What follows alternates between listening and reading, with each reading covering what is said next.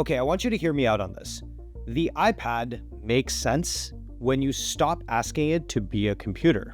Because for years, Apple has pushed that exact narrative, that the iPad is a computer. And I've never really bought into that. My main devices that I daily drive have always been my iPhone and my MacBook. And the list has grown over the years with AirPods, Apple TV, and HomePods, but the iPad has never really made sense to me. It's not that I hate it, I just never found a big use for one. Whatever I want to do, I can do on my iPhone, and then if I need a bigger screen, I can just pull up my MacBook. But recently, I kept running into situations where having that bigger touchscreen would be useful.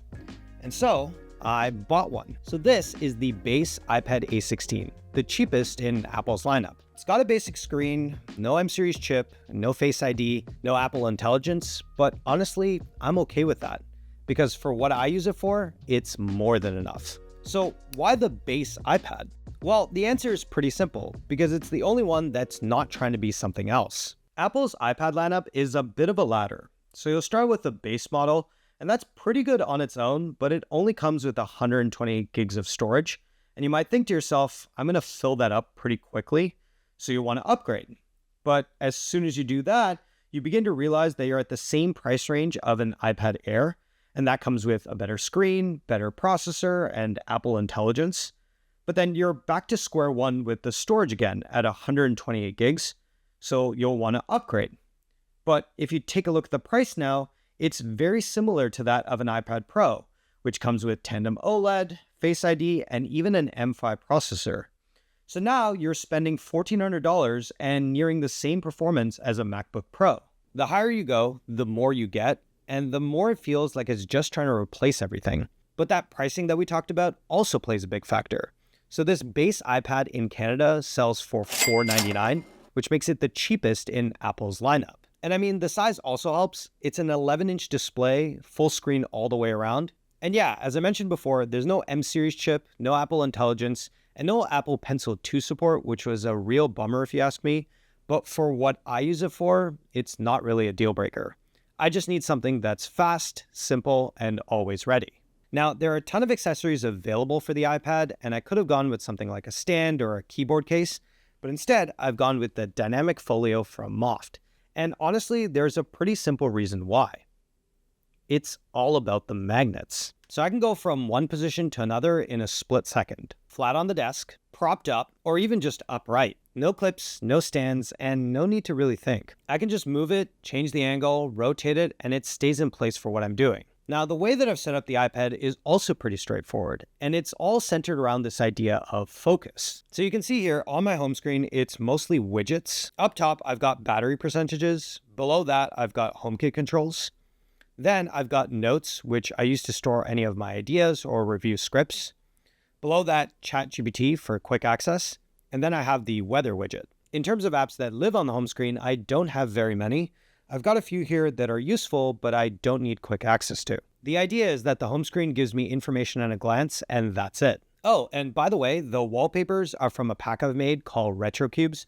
I'll leave a link down in the description where you can grab them for free. Now for the dock itself, this is probably where I spend the most amount of time. I use it more like a multitasking bar as opposed to a launcher, so I can jump between apps without having to go back to the home screen or dig through the app library. Here, I've got Chrome, Music, and my calendar.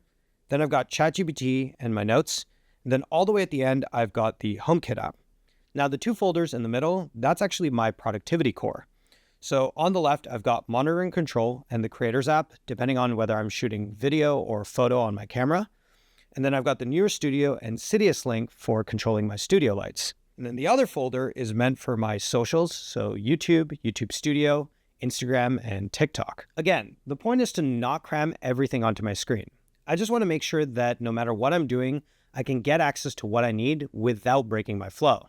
Take, for instance, my desk. At home, I run a 3-display setup. One for research, one for Premiere Pro, and one for my timeline. The preview technically lives in the middle, but with all the guides, overlays, and UI, it's hard to see what your video will actually look like. So instead, I can hook up my iPad as a 4th display and use it purely as a preview. That way, I can quickly check if text is too small or the framing feels off or something just doesn't look quite right. And all of this from a normal everyday display. And it's not just for editing. When I'm gaming, the iPad sits in front of me where it is now, and I can use it to research builds, look through walkthroughs, or do quick searches, all without alt-tabbing out. And if I need to respond to a message or take a quick call or even tweak the lights, I can do this without breaking away from the game. And that's really the theme here. It's not trying to replace anything, it's just a companion to what I'm already doing. And that idea also carries over to outside the desk. Like when I'm traveling, there's this middle ground where a phone feels too small and a laptop feels a bit overkill, and the iPad can kind of fit in the middle. So I'll fold it over, prop it up, and throw something on, usually Netflix, Prime Video, or Paramount Plus. And if the wife wants to watch something with me, the screen is big enough that it works for the both of us. Lately, that means watching Two Broke Girls on Netflix and School Spirits on Paramount Plus, which if you haven't picked up, you don't know what you're missing. And then sometimes it's less about watching and more about reading.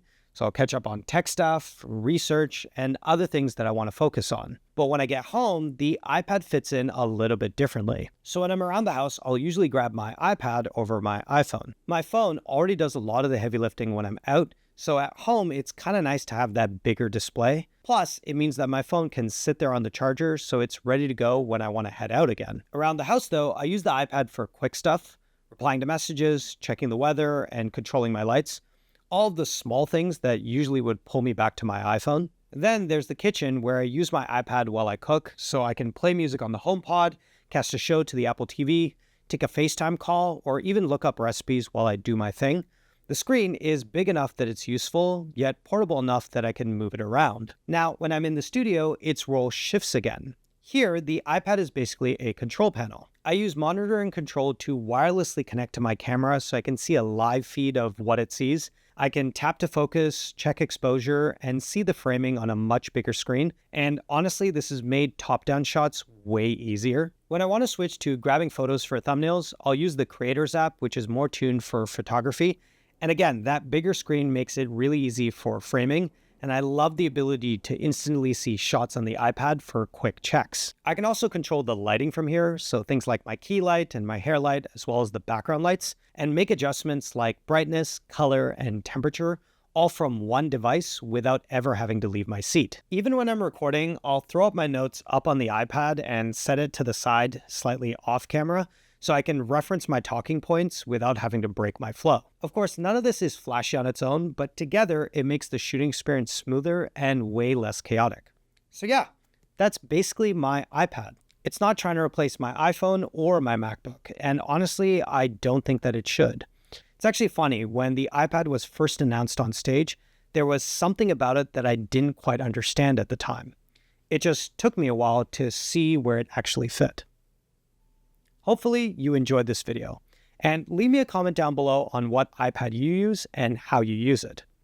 As always, thanks for watching, and we'll catch you in the next one.